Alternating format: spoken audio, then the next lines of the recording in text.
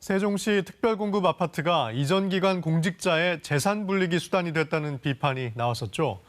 KBS가 이 특공제도가 시행된 전국의 혁신도시 10곳의 현황을 전수조사했더니 세종과 상황이 별반 다르지 않았습니다. 자, 이 문제를 취재해온 김성수 기자와 자세한 이야기 나눠보겠습니다. 자, 김 기자, 좀 말도 많고 탈도 많은 특별공급, 혁신도시에서도 이루어진 건데 그 취지는 좀 이해할 만하지 않습니까?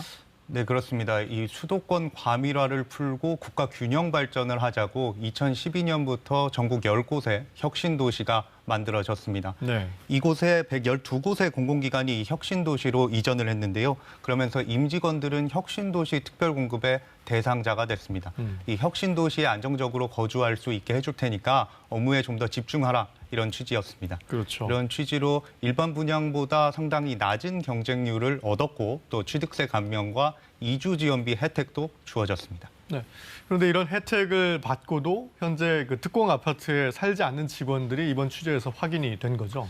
네, 혁신도시 특별공급으로 8년 동안 15,700명이 넘는 임직원들이 특별공급으로 아파트를 분양받았습니다. 네. 그런데 절반 넘게 현재 해당 아파트를 팔거나 임대해 준 것으로 확인됐습니다. 네. 자세한 내용은 화면 보면서 설명을 드리겠습니다.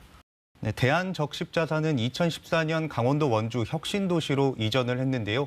2012년부터 소속 직원 18명이 원주 아파트에 특별공급 분양을 받습니다. 이 가운데 12명이 분양받은 특별공급 아파트를 팔거나 임대로 줬습니다. 혁신도시가 개발되면서 특별공급 대상이 된 아파트 값이 올랐고 현재는 전세가가 보시는 것처럼 분양가를 추월한 상태입니다. 네.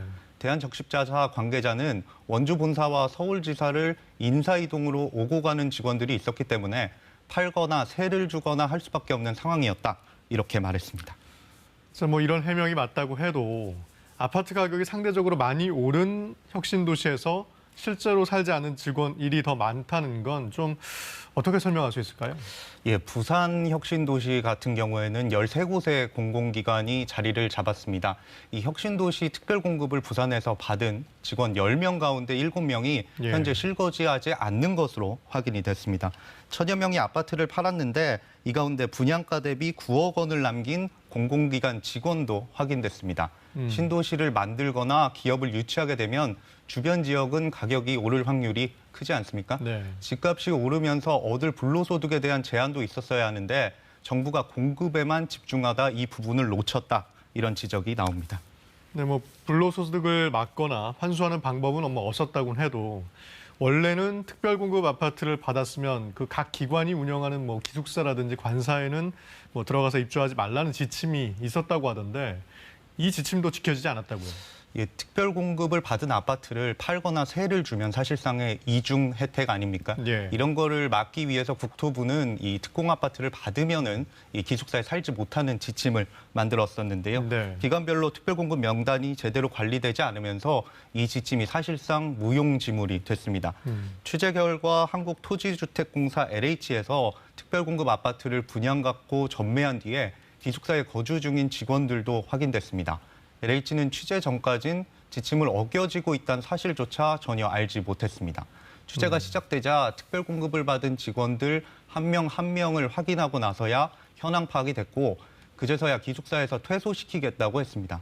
이전 기관 관계자들은 직원들 스스로 특별공급 받았다고 하지 않으면 기숙사 입주 가능 여부를 확인할 수 있는 방법도 없다. 이렇게 털어놨습니다. 그렇군요. 그런데 이제 혁신도시의 취지, 그러니까 국가 균형 발전을 위해서 2기 혁신도시 추진도 꾸준히 얘기가 나오고 있는데 직원들 주거 안전성을 위해서 이 특별공급 얘기는 또 나올 겁니다.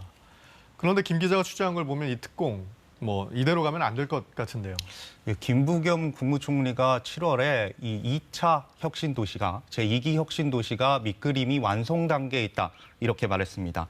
앞서 세종시 이전기관 특별공급 같은 경우에는 시세 차익만 얻고 팔고 관사에 살면서 임대 주고 아파트만 받고 떠나고 지금 말씀드린 이 혁신도시 특별공급 문제와 같은 문제들이 드러나면서 결국 폐지됐습니다. 네. 이런 문제 때문인지 2기 혁신도시의 이 특별공급 제도가 유지될지 여부는 아직 정해지지 않았습니다.